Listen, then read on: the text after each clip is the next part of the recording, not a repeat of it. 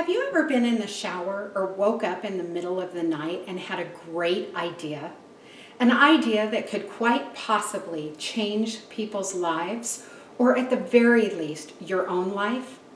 I'm Twila Kaye, self-made entrepreneur turned award-winning business and marketing coach, author, and speaker. I'm here to tell you you're not alone. We all have ideas. Research tells us that humans have somewhere between 50 to 70,000 thoughts a day. I don't know about you, but I get tired and overwhelmed just thinking about that. Personally, as a generator, there are days that I don't know when one idea ends and another begins. I would almost bet you have those same days too. So what makes an idea worth doing something about? Well, I'd say it's when it's the idea that sticks with you. You know the one. The idea that comes to you and several days, weeks, months, or even years later is still lingering inside of you. That's the kind of idea that a woman named Sarah Oliver had many years ago. A while back, I was doing some research on women who were making a social impact in their business to interview on the Woman Up Global podcast, and came across an article about Sarah. Lo and behold, just a few months later, she was on an episode of Shark Tank. You may have seen her there too. When Sarah's children were small, she would make hand-knitted handbags for her family and friends as holiday and birthday gifts. They all loved them and told Sarah that she should sell them, that she would make a ton of money with them. But Sarah didn't know if that was a good idea or not. She was a wife, mother of 2 young kids, and life was very busy. When she would get to the point where she would then take her family's advice and sell her unique handbags at local trunk shows.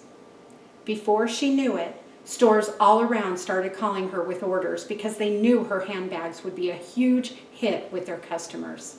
Sarah was hesitant because she knew what that would mean. At some point, she would have to start looking at producing her handbags overseas to meet the demand and keep cost affordable. That wasn't what she believed in or what she had for her idea. She had wonderful memories of knitting with her mom and grandmother and wanted to create that kind of experience in her own business. So one day she had another idea and decided to approach a local senior retirement community to see if they would post a message on their board for anyone who would be interested in working with her and knitting her handbags. The response was overwhelming.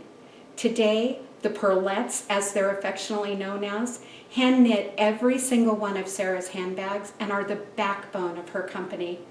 Her idea to make an impact and create a love-filled experience in her business came true. Sarah had given meaning, purpose, and value to a community of people that were in other ways being left behind. Soon, Sarah had another idea. She wanted to scale her business in such a way that she could reach more seniors, expand her market share, and make an even bigger impact. That's when we all saw her on Shark Tank. In that episode, Sarah said herself that she never imagined her idea would take her so far and make such a difference in the lives of so many people, especially the seniors that work with her.